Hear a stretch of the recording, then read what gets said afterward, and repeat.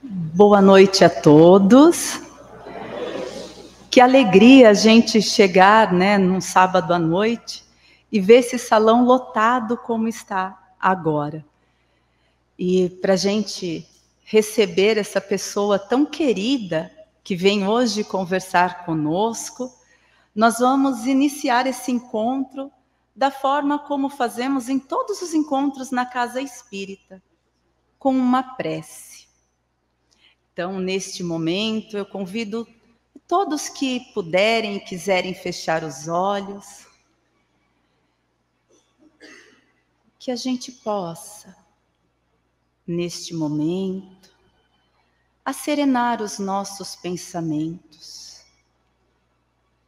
lembrar que somos filhos de um Pai amoroso, que nos proporciona tantas bênçãos em nossas vidas e que hoje nos possibilitou estarmos aqui reunidos para refletirmos. Não uma reflexão corriqueira, mas para que pudéssemos nos dedicar alguns momentos a nós, ao nosso espírito, as questões mais importantes que temos em nossas vidas. Que os amigos da espiritualidade possam, neste momento, nos envolver nos bons fluidos que se encontram nesta sala, tão bem preparada para nos receber. E também receber este nosso amigo da doutrina espírita, que vem hoje, com todo o seu carinho, com toda a sua dedicação, falar aos nossos corações, que tenhamos ouvidos para ouvir, olhos para ver, e que possamos permitir que os nossos corações sejam tocados, que o nosso Mestre querido, que já se faz presente entre nós, possa continuar ao nosso lado. E com a permissão do nosso Pai, possamos dar início à nossa palestra da noite de hoje. Que assim seja. E é com muita emoção que eu apresento esta pessoa tão iluminada, tão amada, que se dedicou a sair hoje de lá do Guarujá, onde mora, para vir falar conosco. Bom, ele é natural do Guarujá, ele é palestrante, ele é escritor, ele é psicanalista, ele tem 101 livros publicados para o público infantil, juvenil e adulto. E está escrevendo mais um livro para o público infantil, que eu já fiquei com vontade de ler. Só espero o momento que vai ser lançado esse livro. E com a sua notoriedade, ele é convidado para participar de grandes bienais e feiras do livro pelo Brasil afora. Tem livros infantis que já foram traduzidos para a língua inglesa. Dá palestras no Brasil e no exterior, em escolas, em universidades e em casas espíritas como a nossa. É com muita alegria que eu chamo aqui para falar na noite de hoje sobre os conflitos emocionais e espirituais nas relações pais e filhos, o nosso querido Adeilson Sales.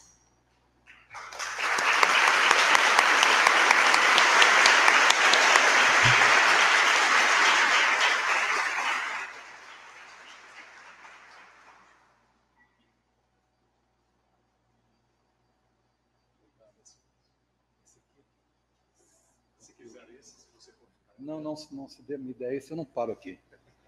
Boa noite a todos e todas. Os desencarnados já responderam, podem responder os encarnados agora. Boa noite.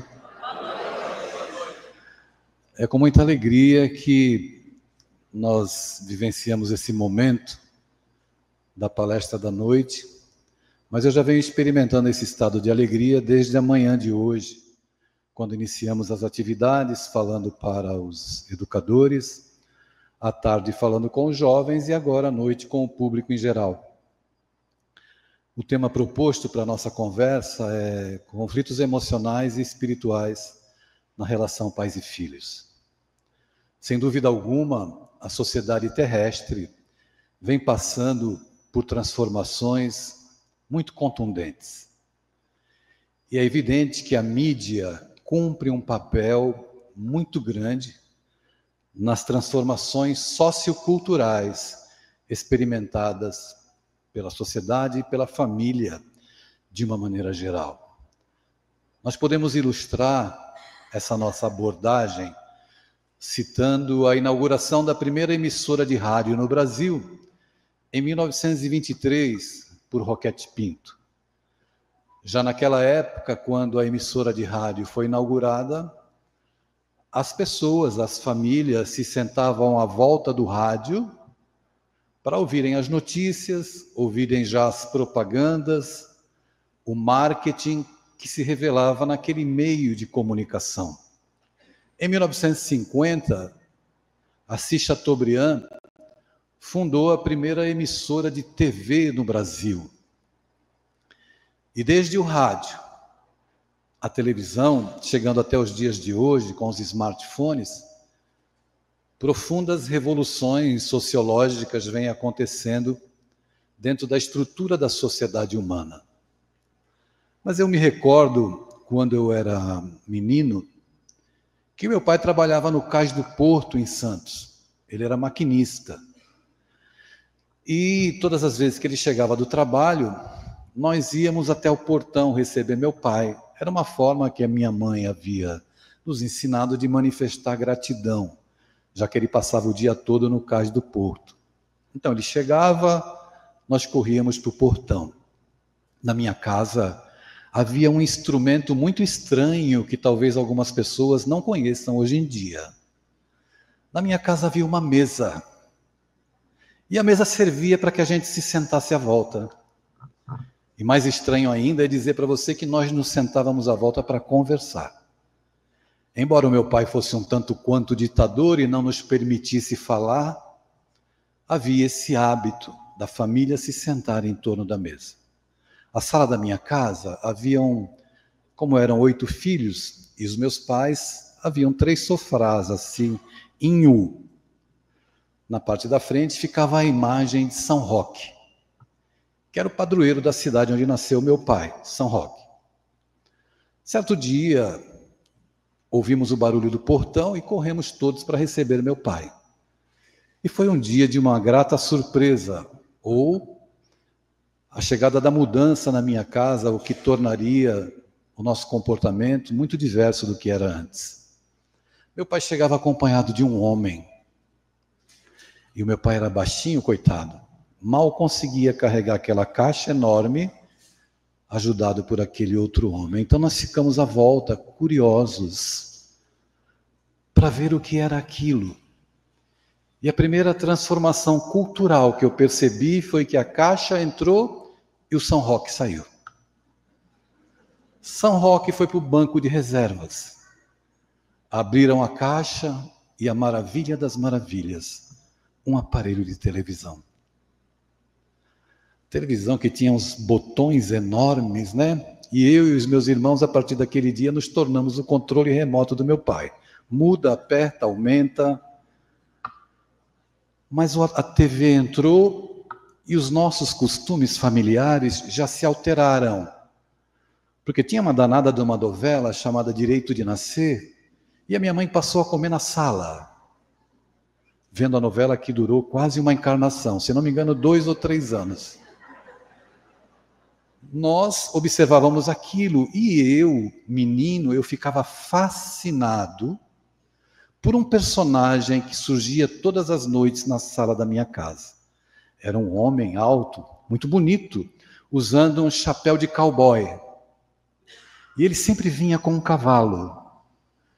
Então ele fazia um movimento, o cavalo levantava as patas e ele falava com aquela voz sedutora: venha para o mundo de Marlboro. E muita gente foi para o mundo do câncer. E foi para o umbral.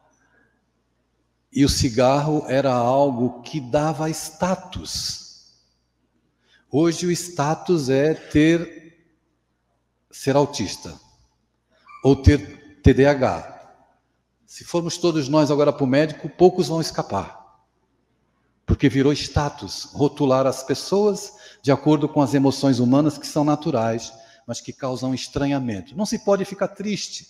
Você está triste, eu vou patologizar a sua tristeza e dizer que você é depressivo. Não se pode experimentar um estado alterado da sua emoção, consoante aquilo que você viva, que logo vem um rótulo para dizer que a tua emoção é uma emoção adoecida. Então é evidente que, voltando lá para a sala de casa, que passou a ser frequentada pela vizinhança, porque os vizinhos ainda não tinham TV, então a minha sala era bem concorrida. Nós passamos a mudar os nossos hábitos. Alguns hábitos ficaram na retina da minha alma, na minha memória. O hábito das 18 horas, a minha mãe juntar os filhos em torno do rádio para ouvir a Ave Maria, do Alziro Zarur, o fundador da LBV. E é evidente que eu não me esqueço, porque é um momento de muita ternura e lembrança da minha mãe, porque ela colocava uma jarra de água do lado do rádio e nós tínhamos que ficar quietos para ouvir a hora da Ave Maria. E eu até contei isso no Congresso Espírita de Uberlândia, onde eu fiz a palestra, que Alziro Zarur dizia assim: eu vi minha mãe rezando aos pés da Virgem Maria. Era uma mãe escutando o que a outra santa dizia. Eu nunca me esqueci disso. Lembranças da minha mãe, né, que já está lá no mundo espiritual. Mas os processos de convivência começaram a ser alterados e a televisão começou a vender felicidade na sala de casa. E uma das felicidades propostas era o fumo, era o cigarro, era ir para o mundo de Marlboro, era a bebida.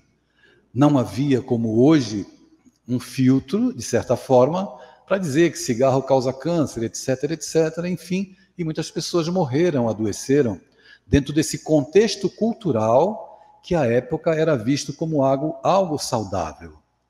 As atrizes de Hollywood apareciam com aquelas piteiras imensas, a boca bem delineada, era um charme. E muitas mulheres acabavam acreditando que seria um charme fumar e que isso daria um empoderamento. Modernidade chegando e desconfigurando costumes que podem parecer singelos e simples, mas que traziam para a nossa alma felicidade verdadeira, porque não existe felicidade mais agradável do que você estar ao lado de pessoas que você ama, mas isso dentro de um convívio saudável. O tempo foi passando e nós hoje experimentamos a realidade dos smartphones. E cada um de nós hoje é influenciado por um algoritmo. É interessante, parece que você pensa e o Instagram já apresenta aquilo que você pensou. Tudo está conectado a tudo. Só que nós não podemos nos esquecer que, paralela à nossa realidade material, existe uma realidade espiritual. Diante disso, de todas essas transformações que a sociedade vem experimentando, da mudança de costumes, a gente pode evocar aqui a lembrança de Allan Kardec, em O Livro dos Espíritos, quando na pergunta 775, ele pergunta aos imortais: quais seriam para a sociedade as consequências do relaxamento dos laços familiares? E os benfeitores respondem: A resposta é curta. Uma recrudescência do egoísmo, um aumento do egoísmo. E eu me deparo hoje, trabalhando como psicanalista, atendendo adultos, atendendo adolescentes, que houve uma recrudescência do egoísmo, um aumento do egoísmo, visto que existem pessoas que vivem dentro da mesma casa, mas não vivem dentro da mesma família. E isso é um sintoma muito claro de que houve um afastamento, mesmo que nós estejamos dentro do próprio lar.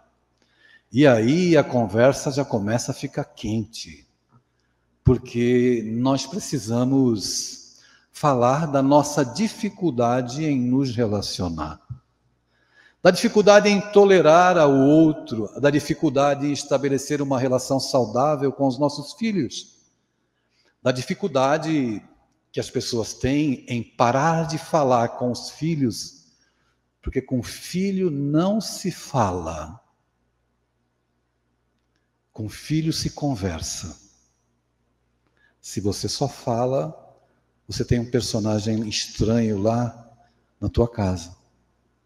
E as pessoas vivem assim, estranhas umas com as outras, cumprindo um papel, um protocolo social proposto. Eu sou seu pai, você é meu filho. Eu pago a sua escola e você estuda. Eu pago a sua escola e você tira a nota boa no Enem para você ir para a universidade, para você ser feliz. Ninguém é feliz com diploma acadêmico. Ninguém. Você pode até acreditar que você é, mas você não é. Porque um diploma acadêmico, ele pode nos garantir um bom emprego, um bom salário. Mas eu quero dar notícia, eu vou falar devagar, porque eu acho que a maioria não sabe. Nós somos espíritos imortais vivendo uma experiência humana com prazo de validade para acabar. E já que eu tenho uma vida com prazo de validade para acabar, o que é que eu estou fazendo na minha vida hoje? Como é que eu estou vivendo? O que é que eu estou elegendo como objetivo para uma vida saudável? Estudiosos da área do comportamento humano asseveram que uma pessoa que compra um carro novo é feliz por 15 dias. Uma pessoa que cuida de um pai com Alzheimer, por exemplo, é feliz o resto da vida. O filósofo Sêneca, no seu livro A Felicidade, ele diz assim: podeis ser feliz todos os dias. E eu fiquei me perguntando, mas como é que alguém consegue ser feliz todos os dias? E ele responde algo absolutamente desafiador para mim e para você. Ser feliz todos os dias é ser fiel aos seus princípios. Mas veja você, eu que vivo no mundo pedindo migalhas de afeto para as pessoas, eu que vivo no mundo pedindo validação para as minhas atitudes, tentando me validar enquanto ser humano naquilo que os outros pensam, naquilo que os outros acham, naquilo que os outros sentem. Como é que eu vou ser fiel a mim mesmo? Em primeiro lugar, eu não posso ser fiel a mim mesmo se eu não sei quem eu sou. Então, quem sou eu e quem é você? Vocês lembram do livro Alice no País das Maravilhas? Lembram, pessoal? Pessoal, respondam para acabar, por favor. Responder logo, acaba logo. Eu volto para o Guarujá, deixei minha prancha lá. Hoje eu não surfei o dia inteiro. Uma cena muito conhecida da obra clássica, né, da literatura infanto-juvenil. Alice conversa lá com o gato, né, ou com o chapeleiro, eu não lembro quem é, e ela pede uma informação. E o gato diz para ela assim: Alice, você quer ir para onde? Ela diz assim: eu não sei. Bom, se você não sabe, qualquer caminho serve para você. Como é seu nome? Luciana, você quer ir para onde? Não precisa me responder, é só para pensar. Para onde você quer ir? Uma vida unidirecional, onde a nossa opinião é a única que vale, a dos outros não interessa. Uma vida unidirecional, onde eu não tenho tolerância para ouvir uma opinião discordante da minha, e que certamente eu aprenderia com ela. Uma vida como pai unidirecional, onde eu falo e mando porque sou eu que custeio você como filho. Uma vida unidirecional, onde eu classifico meu filho por uma nota baixa que ele tira. Que eu defino um outro ser humano por um erro que ele comete. Nós não podemos definir o filho por uma nota, por um erro. Nós não podemos definir um amigo por um deslize, ou perder o amigo por um engano, ou terminar um casamento porque eu não estou disposto a construir algo. Casar é difícil, a gente tem que estar disposto a construir. E quando as pessoas não querem construir, evidentemente, se eu sou o único dono da verdade dentro dessa casa, dificilmente a minha relação vai durar. Então, quem é você? É importante pensar. Eu me lembrei de uma pessoa que eu admiro muito. Ele já está no mundo espiritual, infelizmente, e faz muita falta aqui na Terra. Talvez algumas pessoas aqui o conheçam. Eu estou me referindo ao maior Hatha Yoga do Brasil, professor Hermógenes. Eu escrevi um livro, lancei um livro pela editora do Lar de Frei Luís, no Rio de Janeiro, que se chama Algemas Emocionais. E nesse livro tem um capítulo em que eu cito um pensamento do professor Hermógenes, e ele diz assim: quando eu disse a semente da laranja, que dentro dela existia um laranjal inteirinho, ela me olhou estupidamente incrédula. Quando eu disse a semente da laranja, que dentro dela existia um laranjal inteirinho, ela me olhou estupidamente incrédula. Existe um laranjal numa semente de laranja? Existe, pessoal. Existe um milharal numa semente de milho? Um cafezal numa semente de café? E dentro de você, o que existe?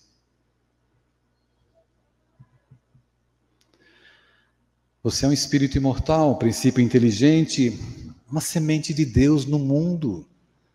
Você é o grande investimento de Deus na Terra. Já parou para pensar nisso? Eu não estou aqui filosofando bobagens. Eu estou me referindo à capacidade de nós transformarmos a nossa vida, e como eu disse aqui pela manhã, se nós estivermos dispostos a mudar o jeito de olhar para a vida e de olhar para as pessoas. Se eu estiver disposto a olhar para o meu filho em casa, ou como o filho olhar para o meu pai, e entender que o meu filho não está na terra para atender ao que eu quero. Eu sou o orientador, eu aponto os caminhos, mas eu não tenho como mudar esse espírito imortal que foi confiado à minha tutela por um período aqui na Terra.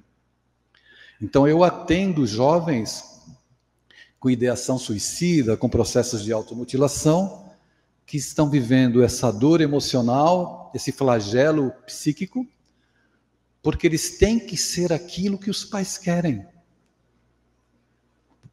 Eu sou médico, você tem que ser médico. Percebe onde a gente situa o que é felicidade? É porque a gente se desconhece, nós nos desconhecemos, porque nós buscamos o alimento espiritual, o pão, o arroz, o feijão, mas nós carecemos de completude que o pão espiritual pode nos dar. Nós temos essa necessidade, esse afã, essa sede, essa carência. Por isso que nós estamos aqui essa noite. Porque existe algo em nós que grita quando nós contemplamos a dinâmica da vida e nos sentimos em um deserto de tantas indagações. Por que é assim? Por que acontece dessa forma? E nós olhamos tantas coisas ruins acontecendo, né? E nós devemos nos perguntar. Normalmente, quando acontece algo que a gente não gosta, a gente fala assim, por que comigo? E nós deveríamos inverter a pergunta e nos indagarmos, por que não comigo? Mas é um processo ilusório, um processo letárgico, em que a gente tem dificuldade de compreender os mecanismos do universo, os mecanismos da vida que pedem para mim e pedem para você. Nós podemos mudar as coisas se nós quisermos. Como? Não é desligando um botão, um interruptor, uma chave liga-desliga. É fazendo efetivamente uma viagem de retorno para nós, e através dessa viagem nós podemos olhar para as nossas relações mesmo, a partir das relações com os nossos filhos, com a esposa, com o marido. É preciso fazer essa viagem de retorno. Quando nós estamos muito angustiados, atendendo os chamamentos do mundo, dizendo sim para o mundo e não para nós. Esse é o caminho mais fácil para que a gente se perca. É como se nós largássemos a nossa própria mão. Então é claro que se eu não sei quem eu sou, eu estou à deriva no mundo. Eu sou sequestrado diariamente pelos outros. Então a pessoa perturbada chega perto de mim e já me perturba. A pessoa chega perto de mim e eu já quero lutar as lutas delas, batalhas que não são minhas, guerras que não me pertencem. Mas a gente vai para lá e para cá, chacoalhando, e a embarcação balançando, balançando, balançando. Parece que ela vai sossobrar. E dentro dessa perspectiva, a gente se desespera. A gente se desespera.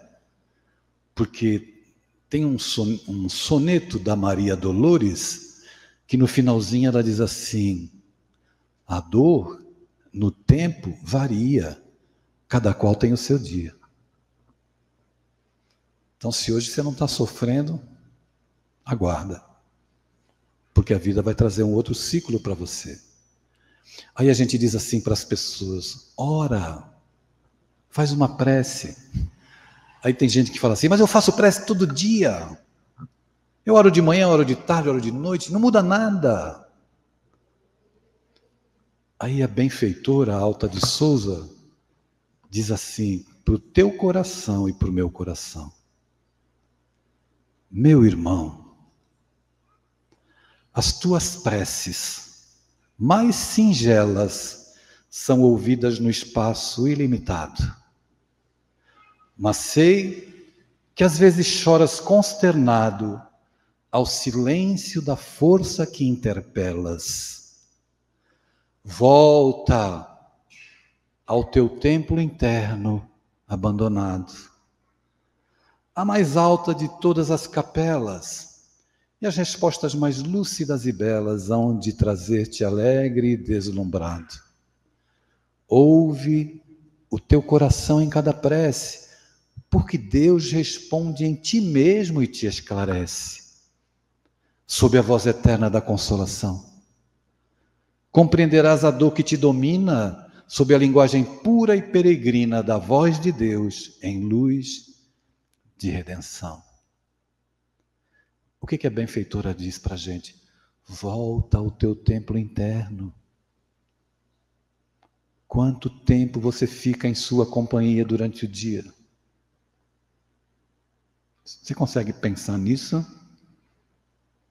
Quanto tempo você fica em sua companhia? A gente está sempre na urgência de atender o que o mundo está exigindo e nós nos esquecemos. Não, eu sou caridoso, eu tenho que ajudar. Você tem que primeiro se ajudar, meu querido. Essa conversa de que eu faço caridade e cuido da vida de todo mundo, na psicanálise a gente tem uma frase para isso. Sabe qual é? Todo excesso esconde uma falta. Quando você está cuidando muito dos outros e não cuida nada de você, você está doente.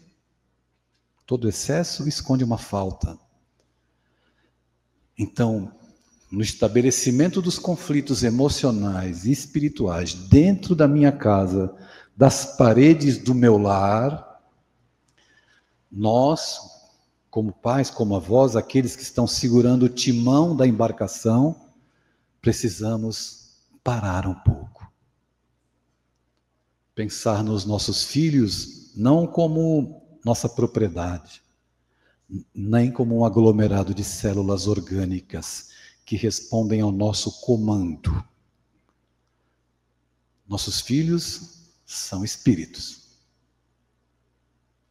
Nossos filhos são médiuns.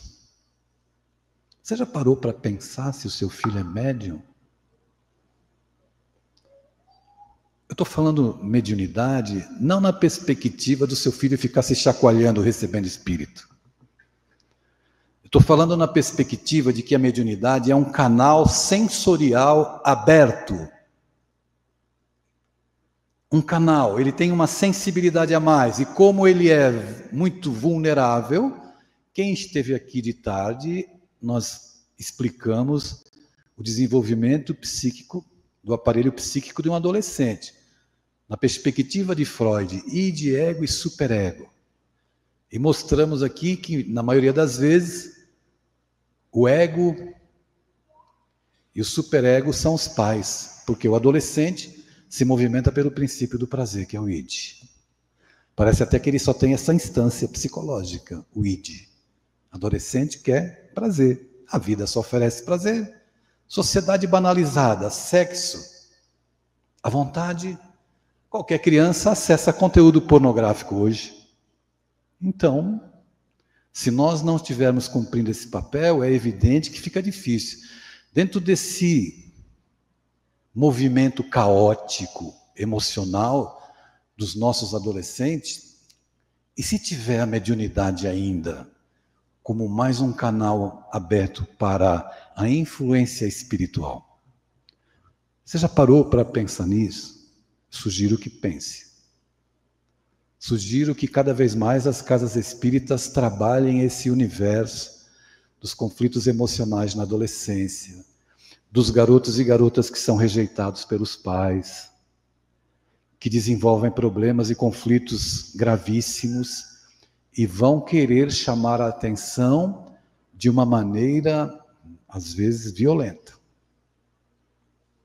Batendo na professora, querendo matar alguém, e você vai estudar o contexto daquela criatura e você vai perceber muito claramente que aqueles que gritam e que promovem o escândalo têm um histórico de adoecimento emocional, de rejeição, de bullying terrível. Então eu vou promover o escândalo, mas pelo menos em algum momento vão olhar para mim. Porque a rejeição, ela é insuportável. Nem eu nem você temos estrutura. Não conseguimos lidar com a rejeição. E certamente muitas pessoas que estão aqui presentes me ouvindo podem ter experimentado isso na própria educação com seus pais. Isso é muito claro. Dentro de uma perspectiva relacional de espíritos nessa faixa evolutiva que nós estamos, onde o egoísmo impera, onde o egoísmo domina, não apenas no mundo, dentro das relações familiares. Por isso, a nossa bandeira de falar de espiritismo através dos livros que nós escrevemos, para crianças, para adolescentes, para os pais, no desejo muito singelo da minha parte, né? Claro que eu sou muito limitado, de trazer uma literatura de qualidade que nos faça pensar sobre tudo isso. Mas se existe uma forma de nós conseguirmos combater ou lidar de uma maneira mais assertiva com todas as dores humanas, no ambiente familiar, em primeiro lugar, é fazendo essa reconexão com quem somos. Voltando para o templo interior, para essa capela. Quando fortalecidos em nossa própria companhia, Nós somos melhores maridos, melhores pais, melhores amigos, melhores trabalhadores espíritas, criaturas mais conscientes.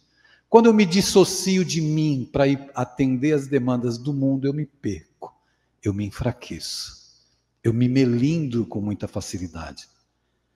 Essa é a grande realidade desses tempos e nós estamos sendo convidados, na oportunidade em que nos reunimos hoje aqui, a pensar. Porque se existe um atributo que faz com que você se aproxime de Deus, sabe qual é? Não é dizer assim, eu tenho fé em Deus. Não. É pensar.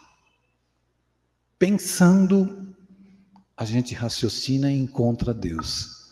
Dizem os Espíritos, no início do livro dos Espíritos, tudo que não foi feito pelo homem, por Deus foi feito.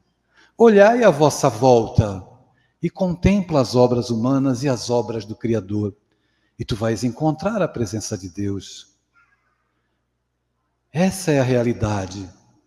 Mas é claro que seria muito bom se todas as coisas acontecessem de maneira miraculosa e que eu passasse por um processo de que tudo mudasse na minha vida. Não é assim que as coisas acontecem, não é assim que tudo se processa. Eu me recordei agora do meu ídolo, né? Eu sou fã dele, psicanalista também, um escritor exuberante, chamado Rubem Alves. E ele tem um livro que o título já é uma proposta terapêutica. Ostra feliz não faz pérola. Ostra feliz não faz pérola. Então, para que a pérola seja elaborada no interior da ostra, a ostra tem que sentir um incômodo, tem que entrar um grãozinho de areia minúsculo. Dentro dela e atrás disso ela vai promover uma reação química que vai envolver o grãozinho e vai outra camada, aí a pérola vai se constituindo. Então, esse grão de areia, ou esse paralelepípedo que está te incomodando, não é? Depende da sua perspectiva, pode ser um grão de areia ou uma pedra gigante. É a razão maior para que o desassossego que te envolve te convide a fazer uma mudança. Mas não se preocupe, não é um convite para você ser santo. Esquece isso. Não é um convite para você transformar a reforma íntima em tortura íntima. É um convite para que você se humanize. Humanizar o teu jeito de viver, humanizar o jeito de olhar. Através de atitude. Olha como é difícil entrar no elevador e dar bom dia para as pessoas que estão lá dentro. Chegar num consultório médico na antessala, a antessala cheia, as pessoas entram assim. Não conseguem, boa tarde, bom dia. Não conseguem. Não conseguem dar bom dia para o frentista do posto e perguntar o nome dele. Eu tenho procurado fazer essa experiência e tenho vivido muitas emoções. Eles vêm, eu abaixo o vidro, ele já está esperando, bota 100, bota 50, completa. Eu digo, bom dia, como é seu nome? Alguns surtam de alegria. Eles querem lavar até embaixo do carro para mim. Porque eu perguntei o nome, porque eu fui gentil. E nós vivemos assim no automático. Por isso que é essa volta para as coisas simples, as tuas memórias afetivas, na tua relação com seu pai, com a sua mãe, as coisas que lhe trouxeram alegria. Nós moramos nas nossas lembranças. Quando você vive um problema grave, você se recorda, e muita gente erradamente diz assim, naquele tempo era assim, era bom. Naquele tempo eu era feliz. Então, se você tem alguma memória, olha, quando eu morava em tal cidade, eu era feliz. Então, eu vou te dar um conselho. Nunca mais vá nessa cidade. Porque se você for nessa cidade, você não vai encontrar a mesma cidade. Nem o mesmo espaço-tempo emocional. E o filósofo pré-socrático, Heráclito, ele dizia assim,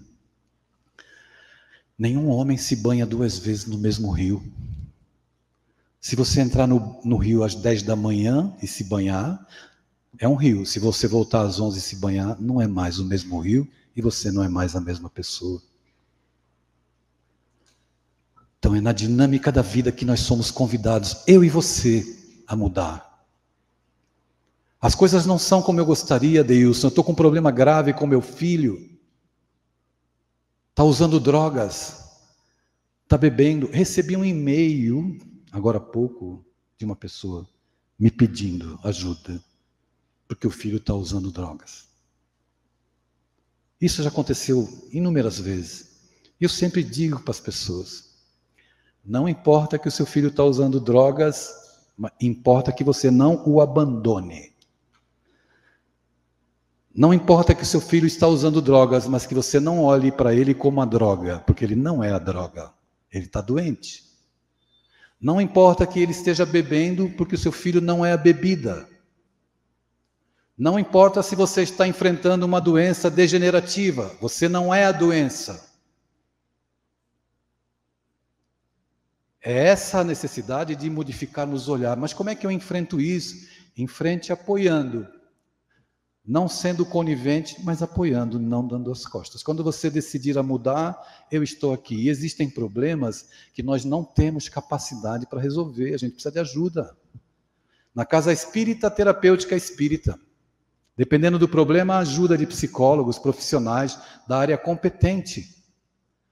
A gente faz uma misturança grande, uma mistureba, arruma, aumenta, potencializa o tamanho do problema. Isso não é bom.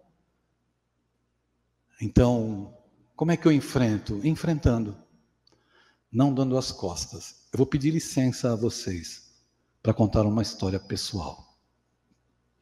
Eu tinha um irmão, ele já desencarnou de AIDS. Quando ele era adolescente, ele foi pego fumando maconha. E o meu pai colocou meu irmão para fora de casa. Ou seja, meu pai entregou meu irmão para os traficantes. E aqui não é julgamento do meu pai, era a limitação dele. Ele deve estar lá no mundo espiritual muito arrependido do que ele fez. E esse meu irmão, os anos foram passando, ele mergulhou cada vez mais nas drogas. Então ele passou a usar drogas injetáveis e começou a compartilhar seringa. A AIDS surgiu, ele se contaminou. Tinha uma esposa e 6 filhos. Contaminou a esposa morreu. E ele preso. Eu conheço todas as delegacias e presídios da Baixada Santista, porque eu ia visitá-lo. Numa dessas idas e vindas, ele saiu, eu levei ele para minha casa. Ele, a esposa e 6 filhos. Imagina você, casa com 2 quartos, ele, a esposa e 6 filhos. Eu, a esposa e mais 2 filhos. Eu ia para o AA com ele, eu achava que eu estava ajudando. Um dia ele me pediu ajuda financeira, porque ele me disse que iria visitar a família da esposa. Então eu dei o dinheiro para passagem, para ele, a esposa e mais 6 filhos. Aí depois eu soube, dias depois, que ele me enganou. Ele pegou meu dinheiro e não foi fazer o que ele queria fazer. Voltou novamente para a vida dele e foi preso. E aí eu disse assim, nunca mais vou visitar ele. Eu me mantive sem visitar o meu irmão 2 anos. Um dia eu disse assim, eu vou visitar. Eu fui. Ele estava preso em Mongaguá. Quando eu entrei, eu nunca mais, não vou me esquecer, dos olhos dele, quando ele me viu. Algumas pessoas cumprem o próprio Calvário, e nós temos que ser os sirineus. O sirineu ajuda a pegar a cruz, para que o outro fique de pé, e depois entrega a cruz, porque a cruz não é sua, é dele. Mas a gente pode caminhar do lado. Se houve um tempo que eu desperdicei, foi o tempo que eu deixei de visitar o meu irmão, porque era a única coisa que ele tinha. As minhas visitas. Desde então, eu comecei a aprender pela ótica que o Espiritismo me propõe. E hoje eu disse isso aqui desde o período da manhã até agora umas 10 vezes. É preciso mudar o jeito de olhar para as pessoas. É preciso não lutar as lutas que não são nossas, eu repito. Mas é preciso que nós, por amor, não é? A gente tenha a compreensão. A gente não pode salvar. É o périplo daquela pessoa. Mas aquela pessoa pode olhar para a gente e nos ver ali. Já vai ser de grande valia. Como a vida não cessa no túmulo, certamente ele vai ter oportunidade de voltar às lutas terrenas para buscar a própria redenção. Existe uma história muito bonita, que fala sobre mudança de olhar.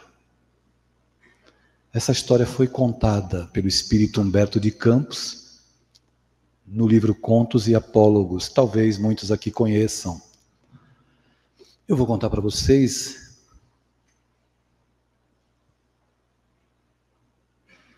do meu jeito, tá bom?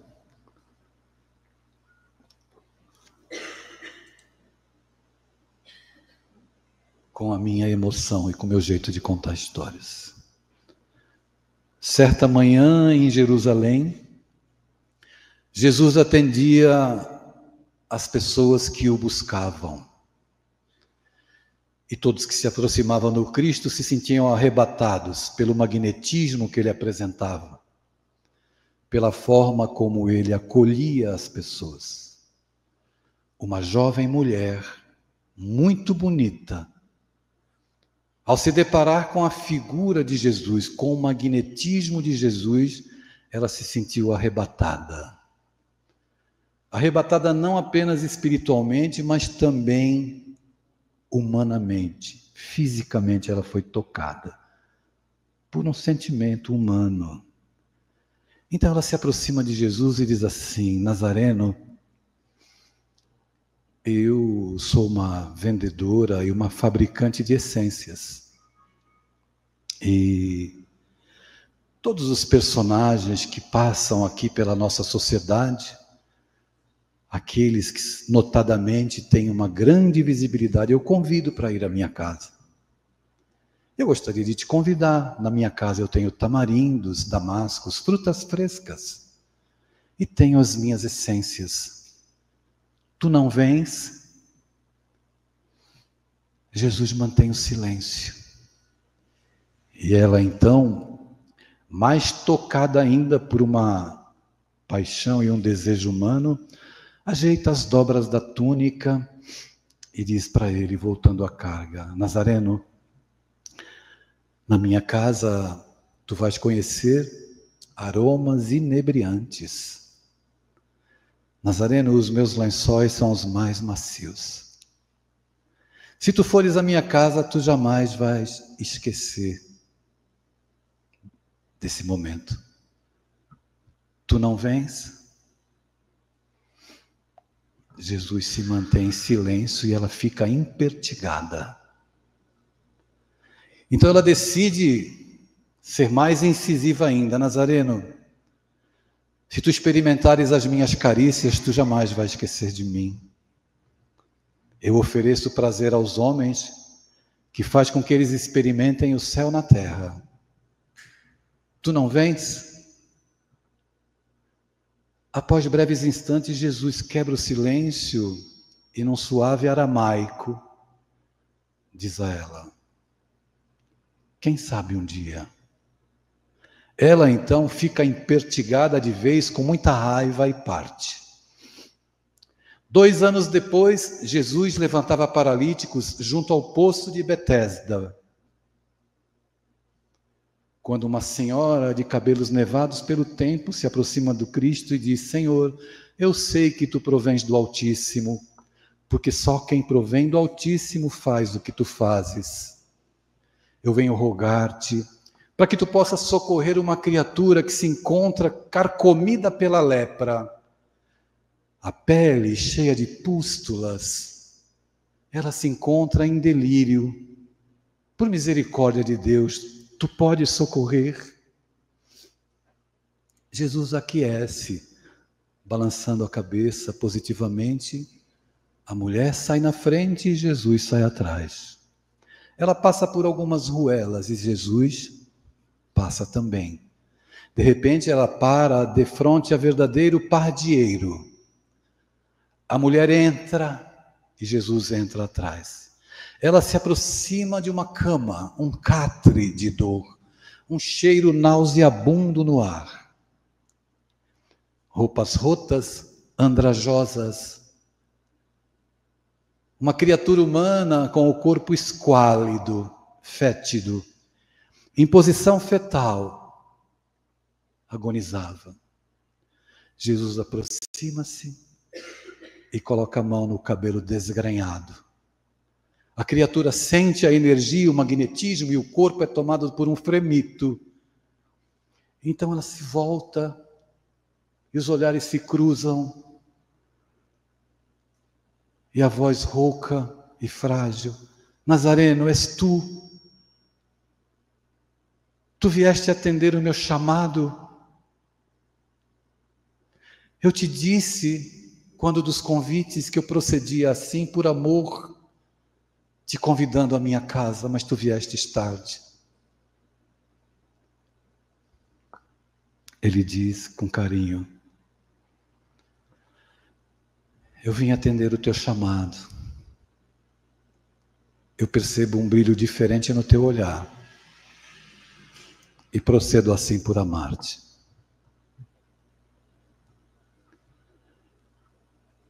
Nós precisamos mudar o jeito de olhar para as pessoas.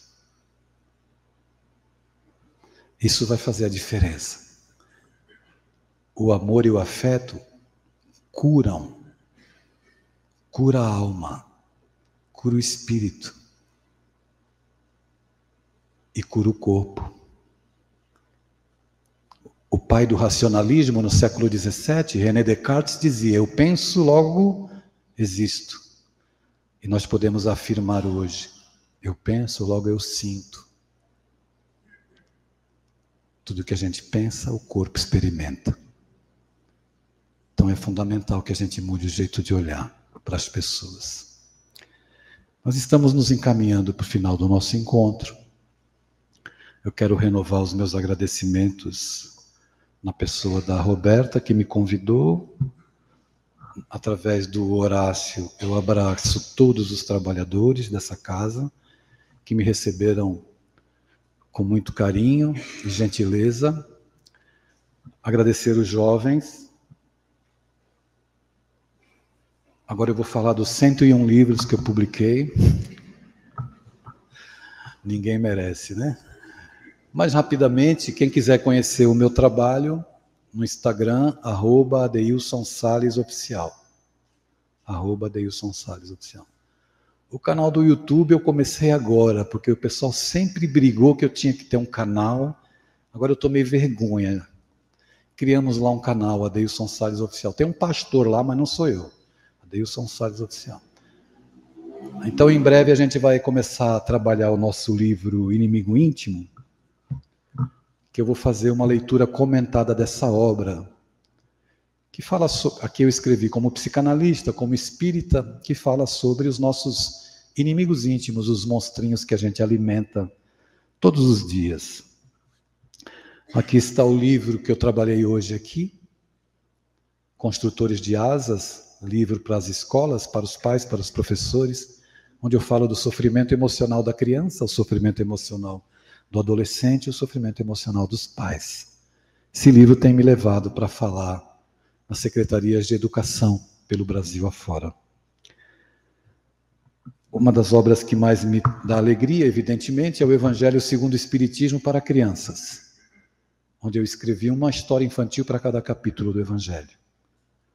E mais feliz ainda eu fiquei por conseguir escrever o Livro dos Espíritos para crianças. Nessa obra a gente trabalha da pergunta número 1 à pergunta 584 em histórias infantis. Vai sair o volume 2, da pergunta 585 a 1019. A minha amiga Cris, que está me ajudando ali, pediu para eu falar sobre o... E Horácio também, né, Horácio? Não? Ouvindo Deus na Tempestade, que é um livro que eu falo sobre as nossas tempestades, que nasceu às 4 horas da manhã, quando uma mulher me mandou uma mensagem por celular. Eu tinha ido fazer xixi, voltei para a cama, o celular acendeu e eu fui olhar. Eu tenho um celular ligado, porque eu atendo adolescente que tem risco de suicídio, então eles podem falar comigo a qualquer hora. Mas era a mensagem de uma mulher que dizia assim: eu preciso de você. Fui diagnosticada com câncer. Então eu percebi que Deus iria falar com ela através de mim. Assim como Deus fala com pessoas através de você. A gente espera que surja aquela entidade para falar conosco. E vem um amigo, vem um filho, uma filha, e fala conosco. Mas é Deus que está falando. Então eu os convido a quem desejar conhecer um pouco mais o meu trabalho, claro, não vou falar de todos os livros. Agradecido, eu peço a Jesus que abençoe os vossos lares, imensamente. Não se esqueça que você é importante. Por favor, acredite nisso. Não é em mim, não. Acorda. Acorda para a beleza de quem é você. Volte para o seu lar. Porque é tão maravilhoso ter um lar. Não é importante se esse lar é uma mansão, se é um ninho, se é uma casa no caminho, uma tapera na favela, um bangalô, seja lá o que for. O importante é que dentro dele exista a figura do amor, de mãe ou de pai, de esposa, de marido, a presença de um amigo, a companhia de um cão, porque é muito triste viver na solidão. Mas se eu ou ninguém tiver para me amar, nem um teto para me agasalhar, nem uma cama para me deitar, nem aí reclamarei. Pelo contrário, eu te direi: obrigado, Senhor, porque eu nasci.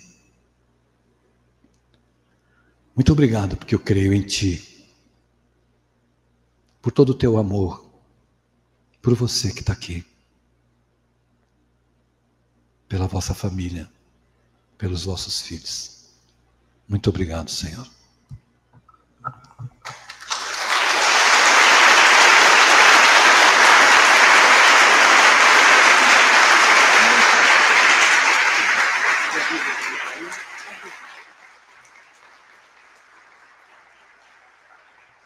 Ainda bem que estava todo mundo batendo palma, olhando para o Adeilson. Vocês não viram tanto que eu abaixei esse microfone para conseguir falar, né?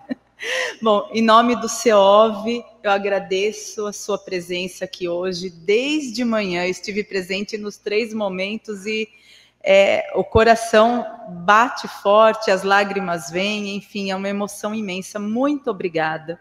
Obrigada por estar nessa casa, por dividir conosco um pouquinho de todo esse aprendizado. E agora, nós vamos ter a nossa prece final. E depois, vocês viram que tem ali na saída do nosso salão algumas das 101 obras que o Adeilson escreveu. E ele estará aqui nessa mesinha ao lado do palco, caso alguém queira autógrafo. Eu sei que isso não vai acontecer, que todo mundo vai tranquilo para casa, mas caso vocês queiram, ele estará aqui sentado para autografar as obras. E agora, para a gente finalizar esse encontro de hoje, eu tenho um recadinho antes da nossa prece final. Semana que vem, no sábado, às 19 também, às 19 também no sábado que vem, às 19 horas, nós temos mais um palestrante confirmado, que é o Menino. Então, nós vamos divulgar a partir da manhã também nas nossas redes sociais, mas já ficam todos convidados para retornar no próximo sábado, às 19 horas, para assistir a mais uma palestra de um palestrante convidado. E agora, para fazer a nossa prece de encerramento, eu chamo a nossa querida Silvana, companheira trabalhadora da casa, para vir fazer a nossa prece final.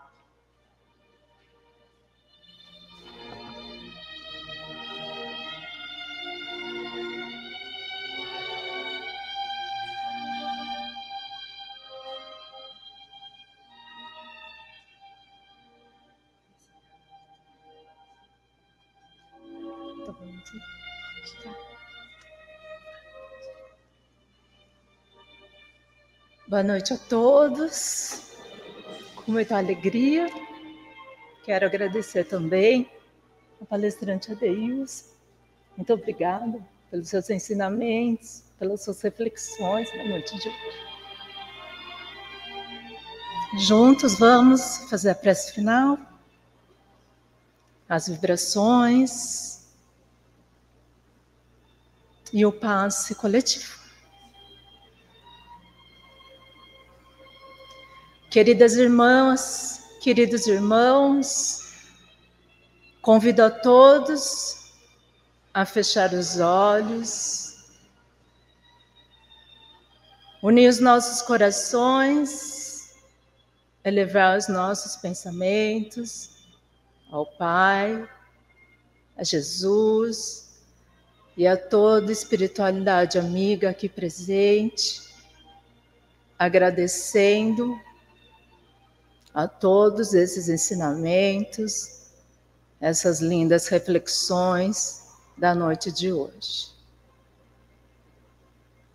E com os nossos melhores sentimentos, vamos vibrar pelo nosso planeta Terra, por todos os países e seus dirigentes, por todos aqueles que choram e sofrem.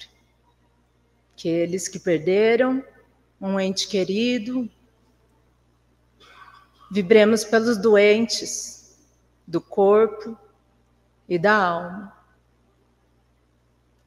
Vibremos pelas crianças abandonadas em orfanatos, pelos asilos, os idosos, por todos aqueles que ainda estão na criminalidade, que ainda não despertaram para o amor ao próximo, para a caridade.